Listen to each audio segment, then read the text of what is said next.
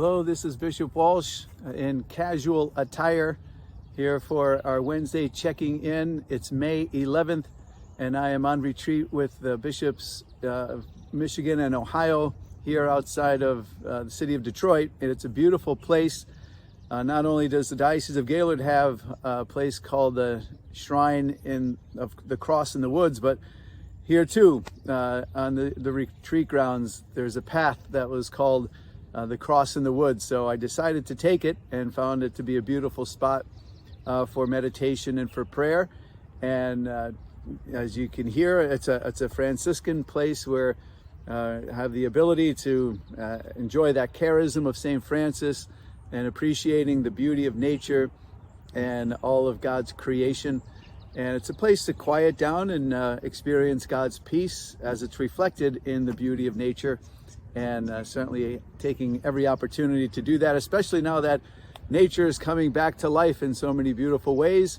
Especially here further south, there's a lot of forsythia and flowers that are blooming and buds on the trees, and so much of the natural beauty and warmth. Finally feels great to feel the warm air, and I hope everyone is enjoying that. And I'm sure we're all looking forward to some summer months to enjoy outdoor recreational activities and just the beauty of what the summer brings. As I'm here, I'm reflecting a lot on just I think the beauty of our faith. I find myself meditating on the scriptures and feeling so honored to be among the members of the episcopate. Those bishops who are here have such a good influence and an example of faith to me that I feel very honored and privileged to be a part of.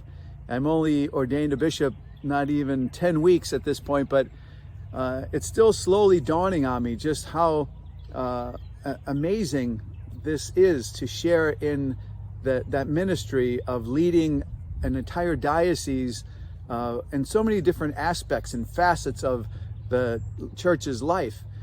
Striving always to be of the heart of Christ and continuing his work of sanctifying and governing and teaching.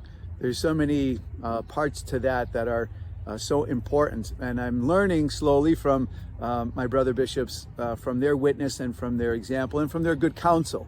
Later on today I'll be walking for a little bit with another bishop and tapping his brain for a lot of other kind of insights about how to handle certain situations and things that come up.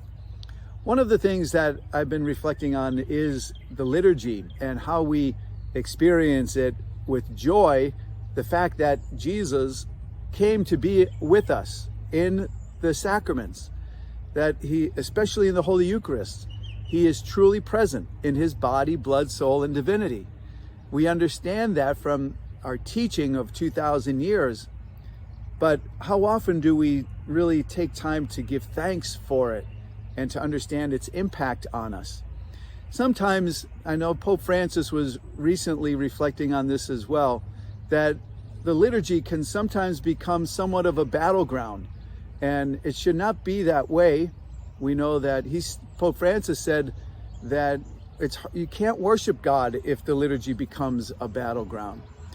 Now, we know there will always be different preferences and different styles or different ways that a presider will be at the liturgy and invite others to participate in it.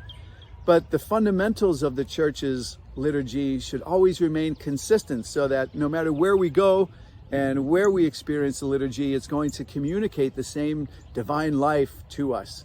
And as long as it's done with that sense of reverence, that sense of entering into the life of Christ, and trying to surround ourselves with the dignity of what the liturgy should be all about, it will produce its fruits.